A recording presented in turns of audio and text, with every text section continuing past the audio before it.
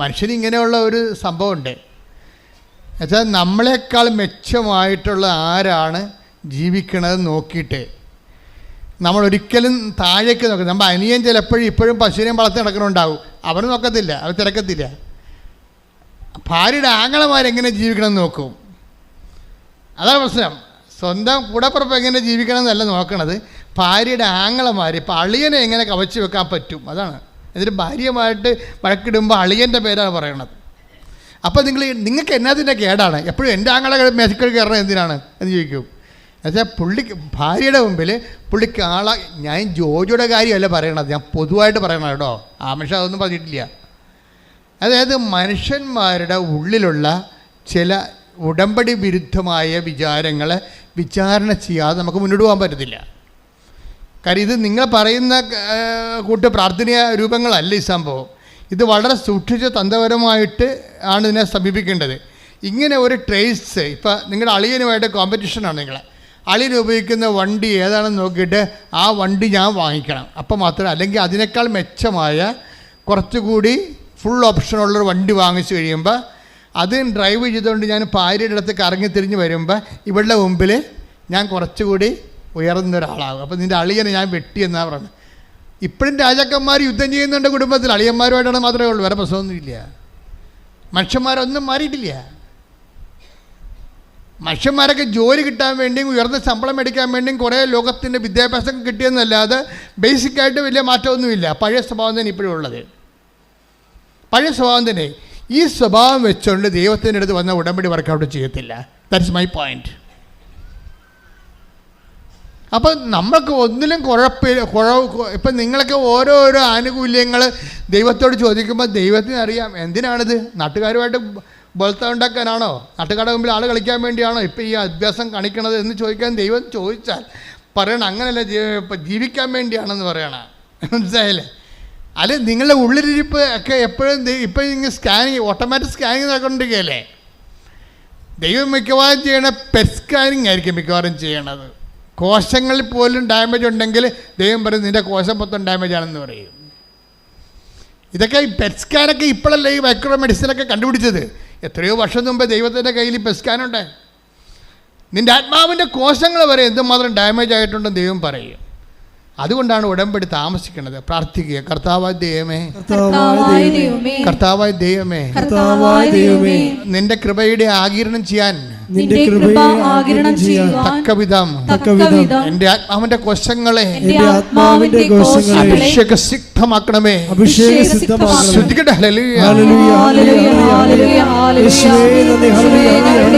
തടസ്സമായി നിൽക്കുന്ന എല്ലാ ജീവിത മേഖലകളെയും വെളിപ്പെടുത്തി തരണമേ.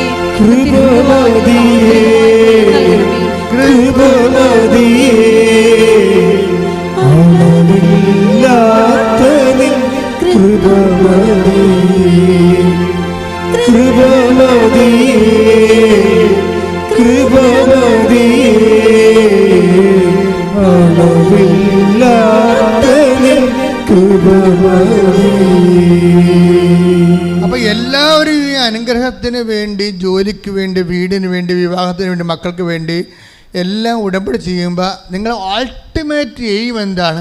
ഈ ജോജിയെ പോലെ ഒരാളായി മാറുക. നിങ്ങൾക്ക് ജോലിയുണ്ട്, ഭർത്താവിന് ജോലിയുണ്ട്, ഭാര്യയ്ക്ക് ജോലിയുണ്ട്, മക്കൾക്ക് ജോലിയുണ്ട്, മരുമക്കൾക്ക് ജോലിയുണ്ട്. ഒന്നിനും കുറവില്ലാത്ത മേൽത്തരം വീട്, മേൽത്തരം വാഹനം, മേൽത്തരം ജീവിതം. ഇത്രയും മേൽത്തരം ജീവിതമാണെങ്കിൽ ഈ മനുഷ്യൻ്റെ ഉള്ളിൽ ഇപ്പോഴും ഒരു ചെറിയ ഒരു എന്താണ് ഈ ഇൻഗാസൊക്കെ, ഈ എസ്കിമോയൊക്കെ താമസിക്കുന്ന സ്ഥലത്ത് അവർ മഞ്ഞിൻ്റെ അകത്ത് ഉള്ള വീട്ടിൻ്റെ അകത്തൊരു ചെറിയൊരു വിളക്ക് കത്തിച്ച് വെക്കും, ഈൽ വിളക്കുകൾ. അതുപോലെ ഒരു വിളക്ക് ഈ മനുഷ്യൻ്റെ ഉള്ളിലുണ്ട്. പണ്ട് എവിടെയോ കുടുംബത്തിൽ ജീവിച്ച കാലത്ത് കിട്ടിയ ഇത്തിരി വിശ്വാസം, അതൊരു ഈൽ വിളക്ക് പോലെ ഇതിൻ്റെ അകത്ത് കത്തുകയാണ് ഈ മനുഷ്യൻ്റെ ജീവിതത്തിലെ. ദൈവത്തിൻ്റെ ഒരു കൈവെപ്പ് പോലെ ഈ മനുഷ്യൻ്റെ ഉള്ളിൽ വിശ്വാസം. അങ്ങനെ പറഞ്ഞാൽ ഞാനിപ്പോഴും പള്ളിയിൽ പോകുന്നുണ്ട്. അത് നാട്ടുകാരെ ബോധിപ്പിക്കാൻ വേണ്ടിയാണ്. ഞാൻ ദൈവത്തോട് അടുപ്പമുള്ള ആളാണെന്നും പിന്നെ വീട്ടുകാരെ കൊണ്ട് തലയിടിപ്പിക്കാതിരിക്കാൻ വേണ്ടി ഞാൻ ആൾക്കാരെ കാണിക്കാൻ വേണ്ടി പള്ളിയിൽ പോകുന്നുണ്ട്, കുർബാന സ്വീകരിക്കുന്നുണ്ട്. കർത്താവ് എൻ്റെ അടുത്ത് വരുന്നുണ്ടോ ഇല്ലയോ, ദാറ്റ് ഈസ് ഡിഫറെൻറ്റ് തിങ്. ആ മനുഷ്യൻ്റെ സാക്ഷി നല്ല രസമാണ് കേൾക്കാൻ. ഞാൻ ഇപ്പോഴും കുർബാന സ്വീകരിക്കുന്നുണ്ട്, ഞാൻ ദേവാലയത്തിൽ പോകുന്നുണ്ട്. ഞാൻ കുർബാന സ്വീകരിക്കുമ്പോൾ ഈശോ എൻ്റെ അടുത്ത് വരുന്നുണ്ടോ ഇല്ലയോ, ദാറ്റ്സ് എ ഡിഫറെൻറ്റ് കേസ്. വന്നാലും ഇല്ലെങ്കിലും എനിക്ക് പ്രശ്നമില്ല. കാര്യം എനിക്ക് ജീവിതത്തിൽ പ്രശ്നമൊന്നുമില്ലല്ലോ. ജോലിയുണ്ട്, വീടുണ്ട്, വിവാഹമുണ്ട്, ആരോഗ്യമുണ്ട്, സന്തോഷമുണ്ട്. ഞാൻ ഇത്തിരി ഡ്രിങ്ക്സ് കൊടുക്കുന്നുണ്ട്, ഇപ്പോൾ കുഴപ്പമില്ല. ഞാൻ ക്ലബ്ബിൽ പോകുന്നുണ്ട്.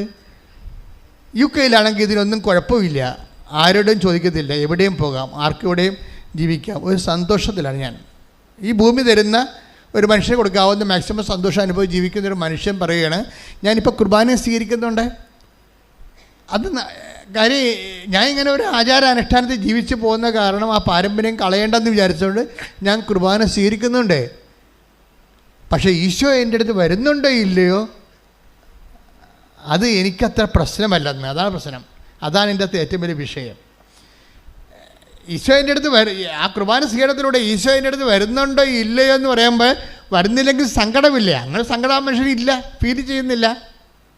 അങ്ങനെ കുറവ് ഈശോ എൻ്റെ എഴുന്നള്ളി ഈ കുർബാനയിൽ എൻ്റെ ഉള്ളിലേക്ക് വരുന്നില്ല എങ്കിലാണെങ്കിലും അത് കുറവായിട്ട് he's not feeling it. Isho ഒരു മനുഷ്യൻ്റെ ആധുനിക മനുഷ്യൻ്റെ ഒരു അവസ്ഥ കണ്ടില്ലേ? അതായത് ചട്ടപ്പടി സഭയുടെ മുമ്പിലും അച്ഛന്മാരുടെ മുമ്പിലും പള്ളിക്കാരുടെ മുമ്പിലും ഇടവക്കാരുടെ മുമ്പിലും ഹീസ് എ ഗുഡ് കാത്തലിക്. അയാൾക്കറിയാം അയാളുടെ ഹിപ്പൊക്കെ കറക്റ്റാണെന്നറിയാം. അയാൾക്കറിയാം പള്ളിയിലെ അച്ഛന്മാരുടെ മുമ്പിൽ ബിഷപ്പിൻ്റെ മുമ്പിലൊക്കെ he's a Catholic, good Catholic. പക്ഷെ അയാൾക്കറിയാം ഈശോ ഒന്നും അയാളുടെ കയ്യിരിപ്പ് കാരണം ഈശോ ഒന്നും ഈ കുർബാനയിലൂടെ എൻ്റെ ഉള്ളിൽ വരുന്നില്ലെന്നറിയാം. ഇനി വരാതിരുന്നതുകൊണ്ടോ എനിക്ക് അത്രയ്ക്ക് വിഷമമൊന്നും ഇല്ല, അത് കുറവായിട്ട് പുള്ളിക്ക് തോന്നുന്നില്ല. ഈശോ നമ്മുടെ ഉള്ളിലേക്ക് വരാത്തത്, ഈ അനുഷ്ഠാന മാർഗങ്ങളെല്ലാം ആചരിച്ചിട്ടും വരാത്തത് ഒരു കുറവായിട്ട് തോന്നാത്ത ട്രാജഡിയെ ഇനി എന്ത് വെക്കാബററി ഉപയോഗിച്ച് പിടിക്കണമെന്ന് നമുക്കറിയത്തില്ല. അത്രയ്ക്ക് പത്തറ്റിക്കാണ് കണ്ടീഷൻ. പ്രാർത്ഥിക്കുക. കർത്താവായ ദൈവമേ, നാം കേൾക്കുന്ന ധ്യാനത്തിലൂടെ അങ്ങ് ഉദ്ദേശിക്കുന്നത് എൻ്റെ അന്തരാത്മാവിലേക്ക് പകർന്നു തരാൻ അമ്മേ, പരിശുദ്ധമ്മേ, എനിക്ക് വേണ്ടി മാധ്യസ്ഥം വഹിക്കണം.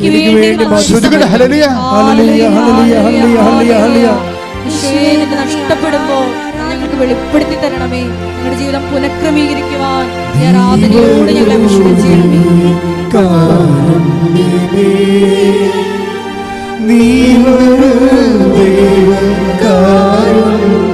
ദൈവസ്നേഹത്തിന് വേണ്ടി പ്രാർത്ഥിക്കട്ടെ. ജീവിതം നിന്റെ കാരുണ്യമേ,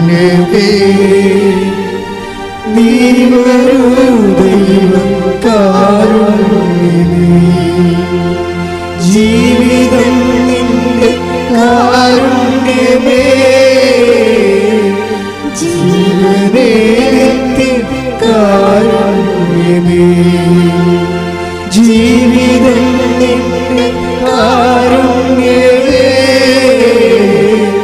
ജീവനേ നിത്യ കാരുണ്യമേ. സന്തോഷത്തിലൊന്ന് പാടിക്കേ, ദൈവസ്നേഹത്തോടെ പാടിക്കേ. ജീവിതം നിന്റെ കാരുണ്യമേ,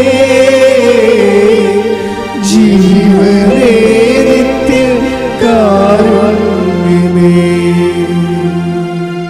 പരിശുദ്ധ പരമദിവ്യകാരുണ്യത്തിന് ആരാധനയും സ്തുതിയും പുകഴ്ചയും ഉണ്ടായിരിക്കട്ടെ. അപ്പോഴീ പെട്ടെന്ന് ഇതെല്ലാം ഒരു കുറവുമില്ലാത്തൊരു മനുഷ്യന് ഒരു സുപ്രഭാതത്തിൽ മൂത്രത്തിൽ കുറവ് വന്നു. അതാണ് ഒരു സ്റ്റോറി പോണ കണ്ടല്ലോ, സ്റ്റോറിയുടെ പോക്ക് കണ്ടത്. നല്ല ഒരു പ്രോസ്പെറസായിട്ട് മുന്നോട്ട് പോകുന്ന സ്റ്റോറി പെട്ടെന്ന് ഇങ്ങനെ ബെൻഡാണെന്ന് നോക്കിയേ.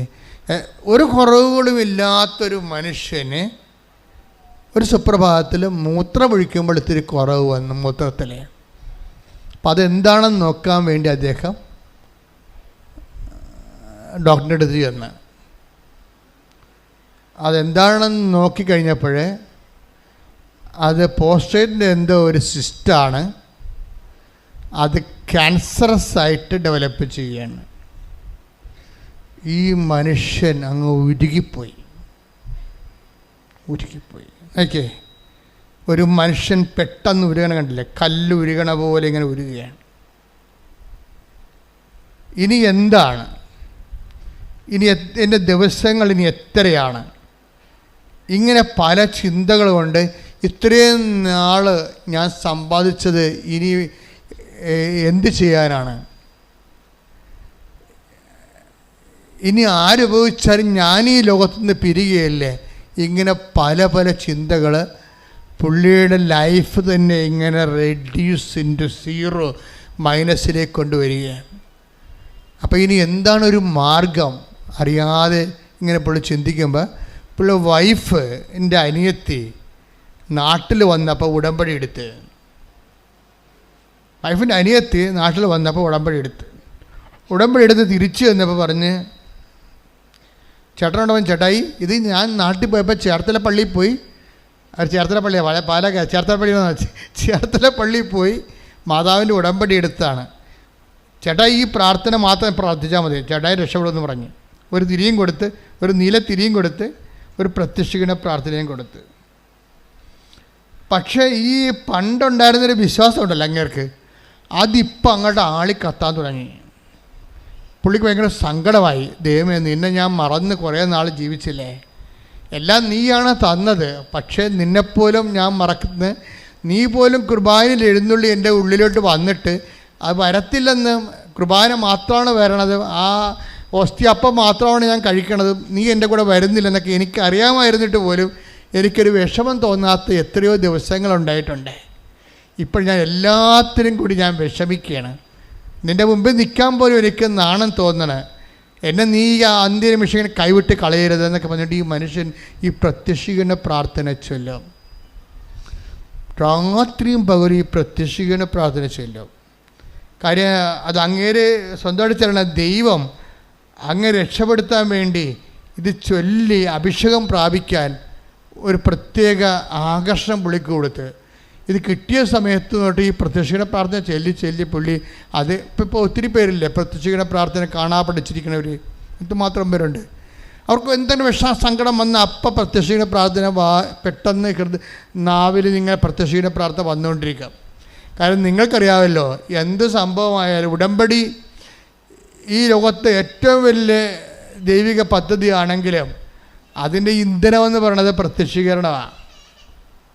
അതിൻ്റെ ഇന്ധനം പ്രത്യക്ഷീകരണം. മാതാവിൻ്റെ പ്രത്യക്ഷീകരണത്തെ സഭ ഏറ്റെടുക്കാനും മാതാവിൻ്റെ പ്രത്യക്ഷീകരണം ലോകത്തെ അനുഗ്രഹമാക്കി മാറ്റാൻ വേണ്ടി ദൈവത്തിൻ്റെ പദ്ധതിയായിട്ടാണ് ഉടമ്പടി വരണത്. പക്ഷെ അതിൻ്റെ ബേസ്മെൻ്റ് എന്താണ്? പ്രത്യക്ഷീകരണമാണ്. ആ പ്രത്യക്ഷീകരണം വർക്കൗട്ട് ചെയ്യണത് പ്രത്യക്ഷീകരണ പ്രാർത്ഥനയിലാണ് വർക്കൗട്ട് ചെയ്യണത്. അതുകൊണ്ട് ഈ മനുഷ്യൻ പ്രത്യക്ഷീകരണ പ്രാർത്ഥന ചൊല്ലിക്കൊണ്ടിരിക്കുകയാണ്. ചൊല്ലി അവസാനം ഒരു ദിവസം പോയി രണ്ടാമതൊരു സ്കാൻ ചെയ്തപ്പോൾ ഒരു 3 മാസം കഴിഞ്ഞിട്ട് ഒരു സ്കാൻ ചെയ്ത് 3 മാസം കഴിഞ്ഞിട്ട് സ്കാൻ ചെയ്തപ്പോൾ ഡോക്ടർ പറഞ്ഞ് ഇത് ആ പഴയ കണ്ട പോലെ ഇരിക്കണമെന്ന് പറഞ്ഞ്. അപ്പോൾ പുള്ളി കുറഞ്ഞെന്നാണ് വിചാരിച്ചത്. പക്ഷേ പുള്ളി പറഞ്ഞത് പഴയ കണ്ട പോലെ ഇരിക്കണമെന്ന് പറഞ്ഞ്. കണ്ട പോലെ പണ്ട് കണ്ട സിസ്റ്റത്തിൻ്റെ അതേ മില്ലിയിൽ മാത്രമാണ് ഇപ്പോഴും ഇരിക്കണമെന്ന് പറഞ്ഞു. പക്ഷേ അത് പുള്ളിക്ക് ദൈവാനുഗ്രഹത്തെ മനസ്സിലാക്കാൻ കഴിഞ്ഞില്ല. പിന്നെ വീട്ടിൽ വന്ന് പ്രാർത്ഥിച്ച് അവരോടൊക്കെ സംസാരിച്ച് കഴിഞ്ഞപ്പോൾ പറഞ്ഞു, ചേട്ടായി അത് നല്ല കാര്യമല്ലേ, ഈ ക്യാൻസറാണെങ്കിൽ ഗ്രോത്ത് ചെയ്യുമല്ലോ, ഇത് അറസ്റ്റായില്ല ചേട്ടായി എന്ന് പറഞ്ഞു. അപ്പോഴാണ് പുള്ളി ഞെട്ടിപ്പോയി. ശരിയാണ്, ഇത് അറസ്റ്റായല്ല, ഞാൻ പള്ളി കൃപാസന്ധ്യ വന്നിട്ടില്ല, മാതാവിനെ കണ്ടിട്ടില്ല, പ്രത്യക്ഷീകരണ പ്രാർത്ഥന മാത്രം ചൊല്ലിയപ്പോൾ ഇത് അറസ്റ്റായില്ലേ. പിന്നെ പുള്ളിയുടെ ലൈഫ് മുഴുവനും നിങ്ങൾക്കറിയാമല്ലേ ഈ കുറവുകൾ നോക്കാൻ തുടങ്ങി പുള്ളി. ജീവിതത്തിൽ അദ്ദേഹത്തിൻ്റെ കുറവുകൾ, ദൈവം ബാക്കിയെല്ലാം ഇങ്ങനെ നിറവല്ലേ, പക്ഷേ ദൈവം ഏതെല്ലാം മേഖലകളിലില്ല എന്നുള്ള കുറവുകളെക്കുറിച്ച് പുള്ളി ചിന്തിക്കാനും ലൈഫ് ദാനധർമ്മത്തിലൂടെയും അതുപോലെ തന്നെ മറ്റുള്ളവരോട് ദേഷ്യമില്ലാതെ സ്നേഹത്തോടെ പെരുമാറി, ക്ഷമയോടെ പെരുമാറി, ചില ആൾക്കാരോട് മിണ്ടത്തേ ഇല്ലായിരുന്നു, അവരോടൊക്കെ അനുരഞ്ജനപ്പെടാൻ തുടങ്ങി. പുള്ളി കുറേ കറക്ഷനിലേക്ക് വന്നു. എന്താ സംഭവം? ഇത്രയും നാൾ താൻ നേടിയതൊന്നും അല്ലെന്നൊരു നിമിഷം മനസ്സിലാക്കിയത് നിമിഷം മുതലേ കുറവുകൾ നിങ്ങൾക്കറിയാതെ ദൈവം ഇപ്പം 10:12 എടുത്തേ മർക്കോസിൻ്റെ സുവിശേഷം 10:21 ശ്രുതികട്ടെ. ഹല്ലേലൂയ ഹല്ലേലൂയ ഹല്ലേലൂയ ഹല്ലേലൂയ. യേശുവേ നന്ദി, സ്തുതി. ഹല്ലേലൂയ, ഹല്ലേലൂയ. യേശുവേ ആരാധന, ആരാധന. മർക്കോസ് 10:21. യേശു സ്നേഹപൂർവ്വം അവനെ കടാക്ഷിച്ചുകൊണ്ട് പറഞ്ഞു, നിനക്ക് ഒരു കുറവുണ്ട്, പോയി നിനക്കുള്ളതെല്ലാം വിറ്റ് ദരിദ്രർക്ക് കൊടുക്കുക, അപ്പോൾ സ്വർഗത്തിൽ നിനക്ക് നിക്ഷേപമുണ്ടാകും, പിന്നെ വന്ന് എന്നെ അനുഗമിക്കുക. ക്രിസ്തുവിലേക്ക് വരുന്നതിന് മുമ്പ് കുറവുകളെ ഇവാലുവേറ്റ് ചെയ്യണ ഒരു പേഴ്സണൽ അസസ്മെൻറ്റ് നടത്തണം, നല്ലതാണ്. ഈ കുറവുകളെ അന്വേഷിക്കുന്നത് അദ്ദേഹം സ്വന്തമായിട്ട് ചെയ്തതല്ല, ഈ പാക്കേജിൽ, ഉടമ്പടി പാക്കേജിലുള്ളതാണ് പേഴ്സണൽ അസസ്മെൻറ്റ്. അത് 10:20-19 വായിച്ചേ. മർക്കോസ് 10:20. അവൻ പറഞ്ഞു, ഗുരു, ചെറുപ്പം മുതൽ ഞാൻ ഇവയെല്ലാം പാലിക്കുന്നുണ്ട്. അതായത് ഒരു യുവാവ്, അയാൾ ഈ ജോജോനെ പോലെ ധനികനായിരുന്നു. ബൈബിൾ അവതരിപ്പിക്കുന്ന ജോജോയെ പോലെ അയാൾ ധനികനാണ്. ധനികനാണെന്ന് പറയുന്നില്ല ഇവിടെ, വായിച്ചോളൂ. യേശു വഴിയിലേക്ക് ഇറങ്ങിയപ്പോൾ ഒരുവൻ ഓടി വന്ന് അവൻ്റെ മുമ്പിൽ മുട്ടുകുത്തി ചോദിച്ചു, നല്ലവനായ ഗുരു, നിത്യജീവൻ അവകാശമാക്കാൻ ഞാൻ എന്ത് ചെയ്യണം? പ്രൈസ്തലാണ്. നിത്യതയ്ക്ക് വേണ്ടി ഞാൻ എന്ത് ചെയ്യണമെന്ന് ചോദിക്കുകയാണ്. ആ ചോദിക്കണത് തന്നെ വലിയൊരു അനുഗ്രഹമാണ്. IELTS പാസ്സാകാൻ ഞാൻ എന്ത് ചെയ്യണമെന്നാണ് കൃപാസനത്തിൽ വന്ന് പെൺപിള്ളേർ ചോദിക്കുന്നത്. അത് കുഴപ്പമില്ല, അതിന് കർത്താവ് നല്ല അസല് മറുപടികൾ, അവർക്ക് ജോലി വരെ ആയാണ് ഇവിടുന്ന് പോണത്. അതിൻ്റെ അകത്ത് കുഴപ്പമില്ല, അത് നമുക്ക് ജീവിക്കാൻ വേണ്ടി ഒരു മാർഗം ദൈവം തന്നതാണ്. പക്ഷേ ദൈവത്തോട് എപ്പോഴെങ്കിലും നിത്യജീവൻ പ്രാപിക്കാൻ എന്ത് ചെയ്യണമെന്ന് ചോദിക്കുന്നത് നല്ലതാണെന്നല്ല, നിങ്ങളുടെ ഒരു പരിധി കഴിഞ്ഞാൽ നിങ്ങൾക്ക് ദൈവമായിട്ട് മുന്നോട്ട് പോകാൻ പറ്റത്തില്ല. മനസ്സിലായില്ലേ? എപ്പോഴും ഇങ്ങനെ മുട്ടുവേദന മാറാനും നെഞ്ചിരുക്കം മാറാനും തലവേദന മാറാനും മാത്രം പെണ്ണ് കെട്ടിക്കാനും മകളെ കെട്ടിക്കാനും നഷ്ടപ്പെട്ടു പോയ മാല കിട്ടാനും മാത്രം ദൈവത്തിൻ്റെ അടുത്ത് വന്നാൽ കുറച്ച് കഴിയുമ്പോൾ ദൈവം നിങ്ങളെ തള്ളിക്കളയും. കാര്യം ഈ പണ്ടാരത്തിന് ഇത് മാത്രമേ അറിയാൻ പാടുള്ളൂ, ദൈവത്തെക്കുറിച്ചൊന്നും അറിയത്തില്ല. ഭൂമിയിലുള്ള പറ്റിപ്പഴപ്പിന് വേണ്ടി മാത്രം ദൈവത്തെ ദുരുപയോഗിക്കുന്ന ഒരു അസത്താണ് നീ എന്ന് പറഞ്ഞുകൊണ്ട് നിന്നെ റിജക്റ്റ് ചെയ്യും ദൈവം. അപ്പോൾ ഇടയ്ക്കൊരു ചോദ്യം ദൈവത്തോട് ചോദിക്കുന്നത് നല്ലതാണ്. എന്താ ചോദിക്കേണ്ടത്? 10:20 എന്താ ചോദിച്ചിരിക്കണത്? മർക്കോസ് 10:20 എന്താ? മർക്കോസ് 10:17. നല്ലവനായ ഗുരു, നിത്യജീവൻ അവകാശമാക്കാൻ ഞാൻ എന്ത് ചെയ്യണം? യേശു അവനോട് ചോദിച്ചു, എന്തുകൊണ്ടാണ് നീ എന്നെ നല്ലവൻ എന്ന് വിളിക്കുന്നത്? അതായത് നിത്യജീവൻ അവകാശമാക്കാൻ നിങ്ങൾ എന്ത് ചോദിച്ചാലും ദൈവത്തോട് ചോദിക്കുമ്പോൾ എപ്പോഴെങ്കിലും നിത്യജീവനെക്കുറിച്ച് നിങ്ങൾ ഗുരുതരമായി ചോദ്യം ഉന്നയിക്കണം. കാര്യം എന്താണ്? ദൈവത്തിൽ നിന്ന് ചോദിക്കുന്നത് തന്നെ ദൈവത്തോട്. ഇപ്പം നിങ്ങൾ പലരും ചോദിക്കുന്ന പല കാര്യങ്ങളും ദൈവത്തോട് തന്നെ ചോദിക്കേണ്ട കാര്യമല്ല. പല കാര്യങ്ങളും നിങ്ങളിപ്പോൾ ചോദിക്കണതെല്ലാം ദൈവത്തോട് തന്നെ ചോദിക്കേണ്ട കാര്യങ്ങളല്ല. പക്ഷെ ഗതികെട്ട് വരുമ്പോഴാണ് നമ്മൾ ദൈവത്തോട് ആ വിഷയം ചോദിക്കേണ്ടി വരണത്. പക്ഷേ ദൈവത്തോട് ചോദിക്കേണ്ട ചോദ്യങ്ങളിൽ ഒന്നാമത്തെ സ്ഥാനം എന്തിനാ ഉള്ളത്? നിത്യജീവൻ പ്രാപിക്കാൻ, ഞാൻ നിത്യമായി ജീവിക്കാൻ, എന്നുവെച്ചാൽ നിൻ്റെ കൂടെ ജീവിക്കാൻ, ഈ ഭൂമി ജീവിക്കാനല്ല. നിത്യജീവൻ എന്ന് പറഞ്ഞാൽ എന്താ ഉദ്ദേശിക്കണത്? ദൈവത്തിൻ്റെ കൂടെ ജീവിക്കാൻ ഞാൻ എന്ത് ചെയ്യണം? നമ്മൾ പലപ്പോഴും ചോദിക്കണത് വീട്, ജോലി, വിവാഹം, കുഞ്ഞുങ്ങളെല്ലാം ഇവിടെ ജീവിക്കാനാണ്, ഭൂമി ജീവിക്കാനാണ്. ഭൂമിയിലാണെങ്കിൽ നമ്മൾ 70 കൊല്ലം മാത്രമേ ജീവിക്കുന്നുള്ളേ.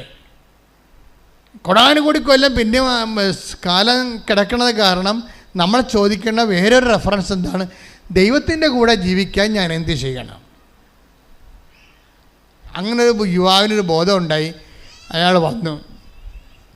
അപ്പോൾ ദൈവത്തോട് അയാൾ കാര്യങ്ങൾ ചോദിച്ചു. ഈശോ പറഞ്ഞു, അത് നിയമത്തിൽ എന്താണ് എഴുതിയിരിക്കുന്നത്? ഉടമ്പടി പാലിക്കാനാണ് പറയണത്. നിയമത്തിൽ എന്താണ് എഴുതിയിരിക്കുന്നത്? നീ അതുപോലെ ചെയ്യാൻ പറയും. അപ്പോഴയാൾ പറയും, ഞാൻ ചെറുപ്പകാലം മുതൽ ഇതൊക്കെ ചെയ്യണുണ്ടെന്ന് പറയും. അപ്പോഴീശോ അവനോട് പറയും, നിനക്ക് ഒരു കുറവുണ്ട്. നീ ഇതെല്ലാം ചെയ്യുന്ന ആളാണ്, ഉടമ്പടി ജീവിക്കുന്ന ആളാണ്, പക്ഷെ നിനക്കൊരു കുറവുണ്ട്. ഈ ഉടമ്പടിയിൽ എപ്പോഴും പുതുക്കുമ്പോൾ ശ്രദ്ധിക്കേണ്ട കാര്യമാണ്. കാര്യം ഈ 10:20 എന്ന് പറയുന്നത് ഉടമ്പടി ജീവിക്കുന്ന ഒരാളെക്കുറിച്ചാണ് വചനം അഡ്രസ്സ് ചെയ്യണത്. നിത്യജീവൻ പ്രാപിക്കാൻ ഞാൻ എന്ത് ചെയ്യണമെന്ന് പറയുമ്പോൾ നിയമത്തിൽ എന്താ എഴുതിയിരിക്കണമെന്ന് ഈശോ ചോദിക്കും.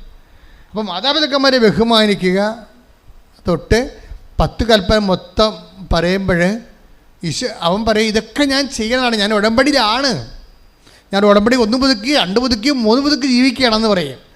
3 പുതുക്കി ജീവിക്കണമെന്ന് പറയുമ്പോൾ നിങ്ങൾ പറയും ഞാൻ 5 പുതുക്കി എനിക്ക് സിൽവർ ഗ്രേ ആണ് കയ്യിലുള്ളതെന്ന് പറയും, പേപ്പർ. അപ്പോഴും ഈശോ പറയും നിനക്കൊരു കുറവുണ്ട്.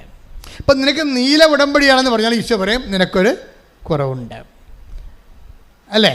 നീ വെള്ള ഉടമ്പടിയാണ് നിൻ്റെ കയ്യിലുണ്ടെന്ന് പറഞ്ഞാൽ ഈശോ പറയും നിനക്കൊരു കുറവുണ്ട്. ഇനി നിനക്ക് സിൽവർ ഗ്രേ ആണ് നിൻ്റെ കയ്യിലുണ്ടെന്ന് പറഞ്ഞാൽ ഈശോ പറയും നിനക്കൊരു കുറവുണ്ട്. അപ്പോൾ എപ്പോഴും നമ്മൾ ശ്രദ്ധിക്കേണ്ടത്, ഉടമ്പടി പുതുക്കാൻ വേണ്ടി വരുമ്പോൾ ശ്രദ്ധിക്കേണ്ടത് ഈശോ ഇനി പറയാൻ പോണ കുറവ് എന്താണെന്ന് ചിന്തിക്കണം. മനസ്സിലായില്ലേ? ക്ലാസ്സിൽ ഈശോ ഇനി പറയാൻ എന്നെക്കുറിച്ച് പറയാൻ പോണ കുറവ് എന്താണ് എന്ന് നീ ചിന്തിച്ച് സ്വന്തമായിട്ട് ഈശോയുമായിട്ട് ഉടമ്പടിയിലായിക്കഴിഞ്ഞാൽ പിന്നെ നീ സത്യസന്ധമായിട്ട് ഉടമ്പടി ഏറ്റെടുത്ത് നടത്തും. കാര്യം വെച്ചാൽ നിനക്കറിയാമല്ലോ, ദൈവം നിൻ്റെ ഉള്ളിലോട്ട് വന്നാൽ പിന്നെ എല്ലാത്തിനും സമാധാനമാണ്. ഒരു കാര്യം മാത്രമല്ല, ദൈവത്തിന് ഒരു കാര്യമായിട്ട് സെറ്റ് ചെയ്യാൻ പറ്റത്തില്ല.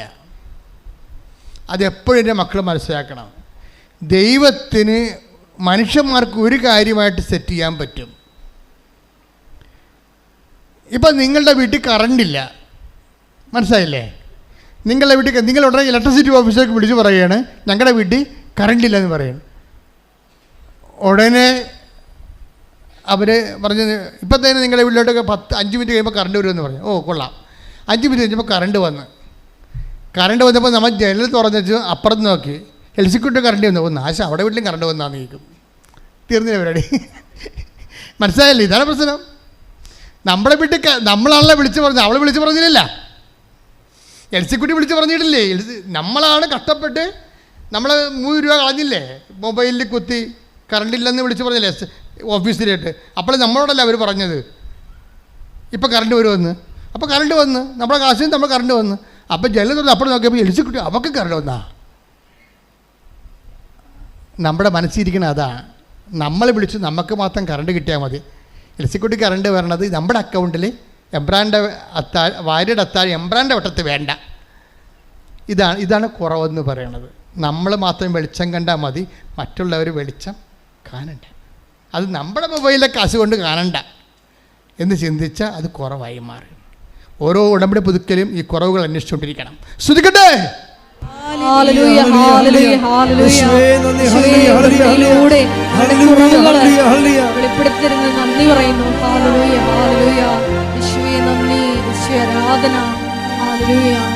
സമയം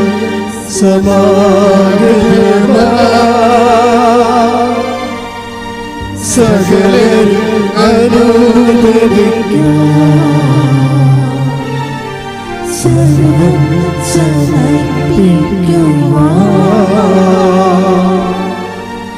സകലരും അനുതാപിയെ ചേർത്തണയ്ക്ക അനുഗമിക്ക ഒരു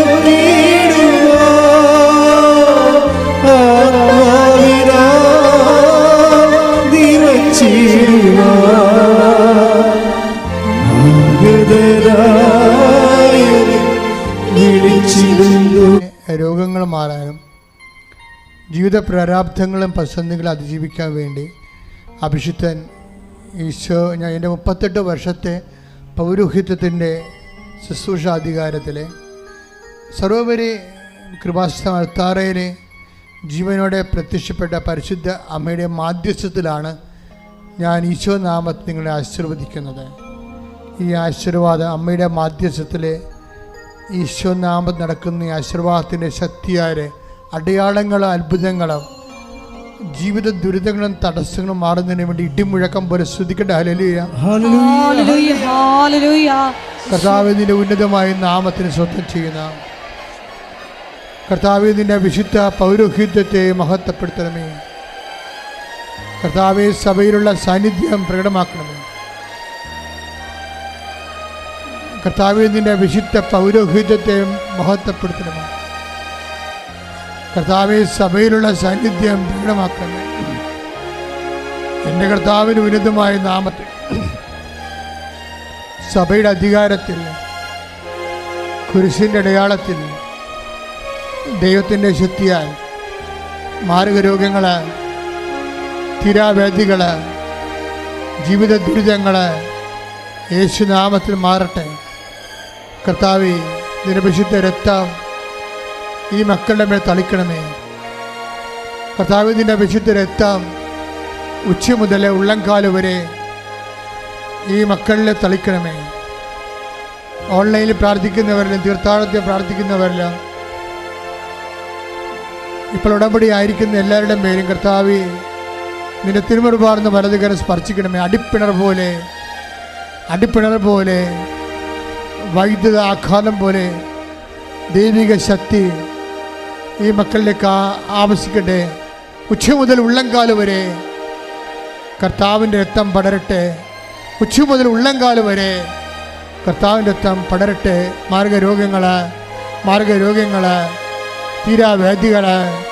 തീരാവേദികൾ, വിസർപ്പ രോഗങ്ങൾ, എപ്പിലെപ്സി രോഗങ്ങൾ, ഓട്ടിസം രോഗങ്ങൾ, തൈറോയ്ഡ് രോഗങ്ങൾ, ടോൺസിൽ രോഗങ്ങൾ, സ്പോണ്ടിലോസിസ് രോഗങ്ങൾ, ക്യാൻസർ രോഗങ്ങൾ, സിസ്റ്റ് രോഗങ്ങൾ, PCOD രോഗങ്ങൾ, നടുവ് രോഗങ്ങൾ, കിഡ്നി രോഗങ്ങൾ, ഹൃദയ രോഗങ്ങൾ, കരളിൻ്റെ രോഗങ്ങൾ, ബ്രെയിനിൻ്റെ രോഗങ്ങൾ, മുടി കൊഴിയുന്ന അവസ്ഥകൾ, എല്ലാവിധത്തിലും അലർജികൾ, ത്വക്കലർജികൾ, സിസ്റ്റ് അലർജികൾ യേശു ക്രിസ്തുവിൻ്റെ ഉന്നതമായ നാമത്തിൽ മാറിപ്പോകട്ടെ.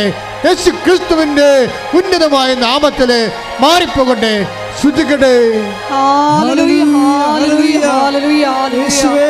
എല്ലാ രോഗങ്ങളും സുഖപ്പെട്ടുകൊണ്ട് ഈശോയെ ആരാധനയിലൂടെ അങ്ങയുടെ നാമത്തെ മഹത്വപ്പെടുത്തണമേ.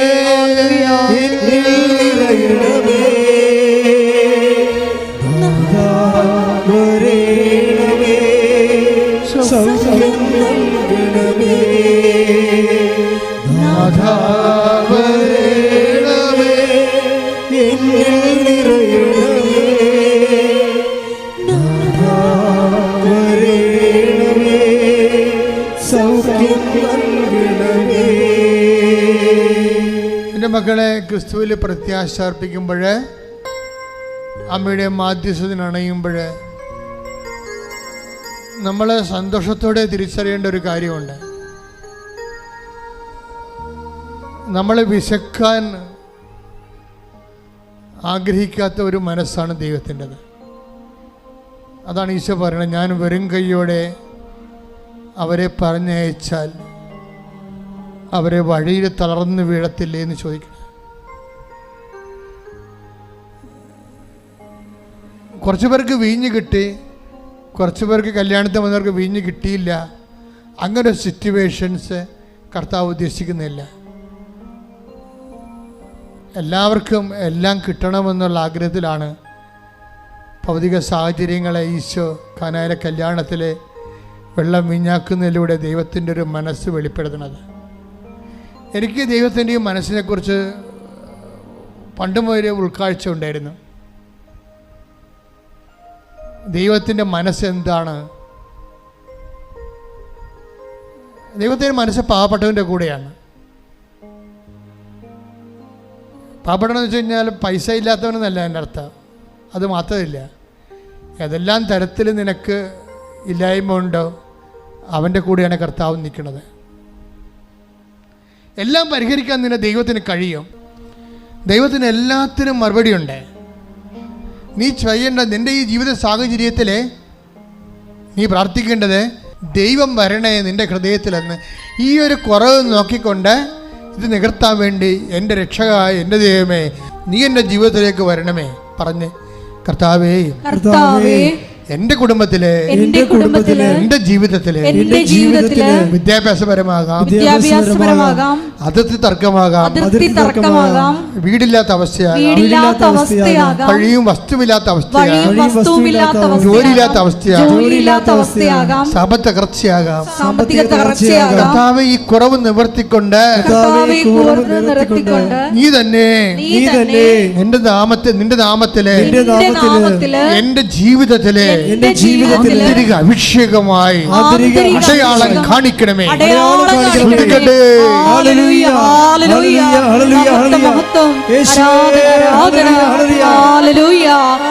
ആരാധന